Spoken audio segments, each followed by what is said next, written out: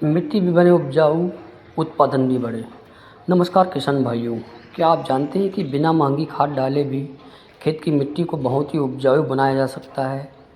आज मैं एक ऐसी तकनीकी के बारे में बात कर रहा हूँ जिससे मिट्टी की ताकत बढ़ेगी, यूरिया की ज़रूरत कम हो सकती है और फसल का उत्पादन भी बढ़ सकता है। इस तकनीकी का नाम है ग्रीन मैन्यूरिंग अर्थात हरी खाद। आज के इस वीडियो में हम जानेंगे हरी खाद क्या है, इसके बड़े फ़ायदे क्या हैं, कौन सी फसलें हरी खाद के लिए लगाई जाती है और इसे खेत में सही तरीके से कैसे इस्तेमाल करें। हरी खाद क्या है इसके बारे में पहले जान लीजिए आप। हरी खाद का मतलब है ऐसी फसल उगाना जिसे खाने या बेचने के लिए नहीं बल्कि मिट्टी को उपजाऊ बनाने में इसका उपयोग किया जाता है। जब जब यह फसल 40 से 50 दिन की हो जाती है तो इसे ट्रैक्टर या हल से मिट्टी में मिला दिया जाता है। कुछ दिनों के बाद यह फसल सड़कर प्राकृतिक खाद के रूप में उपलब्ध हो जाती है। हरी खाद के लिए कौन सी फसलें लगाई जानी चाहिए? हरी खाद के लिए मुख्य रूप से ढेंचा, सन, मूंग, उड़द, बरसीन इत्यादि प्रकार की फसलें किसान को लगानी चाहिए। इन फसलों की खास बात यह है कि यह मिट्टी में नाइट्रोजन को बढ़ाती है।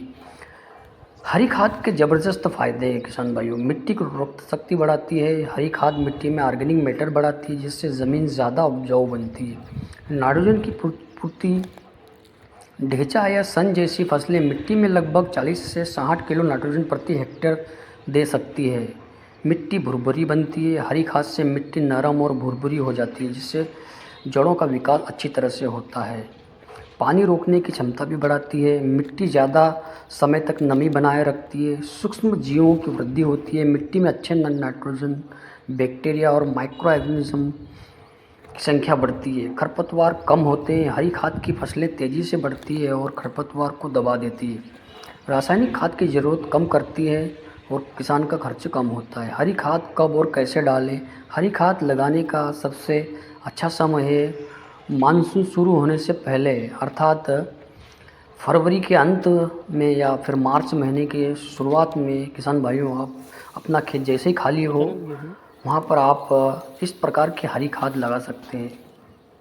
खेत की हल्की जुताई कर दे। सन, ढेंचा है इस प्रकार के बीज 30-40 किलो प्रति हेक्टेयर ये बीज फूकना है आपको और 30-40 दिन तक इसे फसल को बढ़ने देना चाहिए। उसके बाद इसे रोटावेटर के माध्यम से खेत में मिला दें।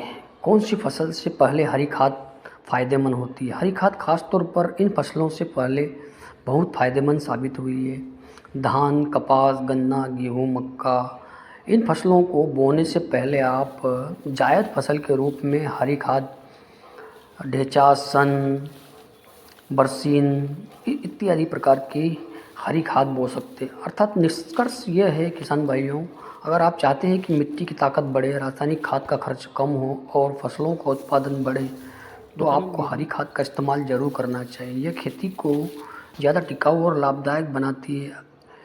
इसके अलावा आपको एक इंटीग्रेटेड सोच को अपनाना होगा। ज़्यादा खाद, बहुत अच्छा बीज की उत्पादन की गारंटी नहीं होती। इस तरह से आप हरी खाद लगाकर अपने खेत में नाइट्रोजन की पूर्ति कर सकते हैं और अपना खर्चा कम कर सकते हैं। अगर आपको ये वीडियो अच्छा लगा तो लाइक करें, सब्सक्राइब करें और अपने किसान दोस्तों को शेयर ज़रूर करें। वीडियो अच्छा लगा हो तो कमेंट्स ज़रूर करें। जय किसान भाइयों, ये जवान, देख जय रहे हैं किसान। आप, पिछले वर्ष भी हमने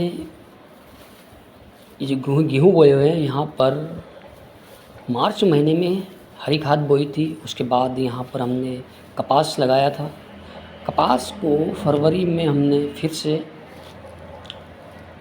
कपास को हमने उखाड़ कर इसमें गेहूँ बोए और गेहूँ आप देख रहे हैं किस तरह से गेहूँ के दाने, ये शुद्ध ऑर्गेनिक गेहूँ है। ये यहाँ पर किसी प्रकार का रासायनिक खाद इस्तेमाल नहीं किया जाता। तो ये ग्रीन मैन्यूरिंग के फ़ायदे हैं, हरी खाद के फ़ायदे हैं। इस तरह से आप इंटीग्रेटेड सोच के साथ काम करेंगे तो ज़मीन की उत्पादक क्षमता ज़रूर बढ़ेगी। ये शुद्ध गेहूँ हैं, ऑर्गेनिक गेहूँ हैं। तो इस तरह से आप विधि अपना कर हरी खाद का इस्तेमाल कर सकते हैं और गेहूँ का, आने वाली अन्य फसलों का भरपूर उत्पादन ले सकते हैं बिना किसी खर्च के।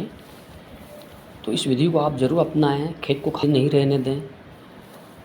जैसे आपका कपास या अन्य फसल फरवरी मार्च महीने में ख़त्म होती है, उसके बाद हरी खाद का इस्तेमाल कर सकते हैं। उसके बाद भी ये केचुआ खाद आप अपनी ज़मीन में उपयोग कर सकते हैं, इस तरह से बनाकर, इसका भी आपको भरपूर फ़ायदा मिलेगा। यही चीज़ें हम लोग आपने जो गेहूँ देखे उसमें इस्तेमाल किया गया। ये है कंपोस्ट खाद, आपके खेत से निकले हुए फसल अवशेषों को इस तरह से जमा कर लेयर बाय लेयर पानी छींटकर गोबर घोल के डालकर और अन्य चीज़ें इसमें उपयोग करके गोबर की खाद को उपयोगी बनाया जा सकता है। तो वीडियो अच्छा लगा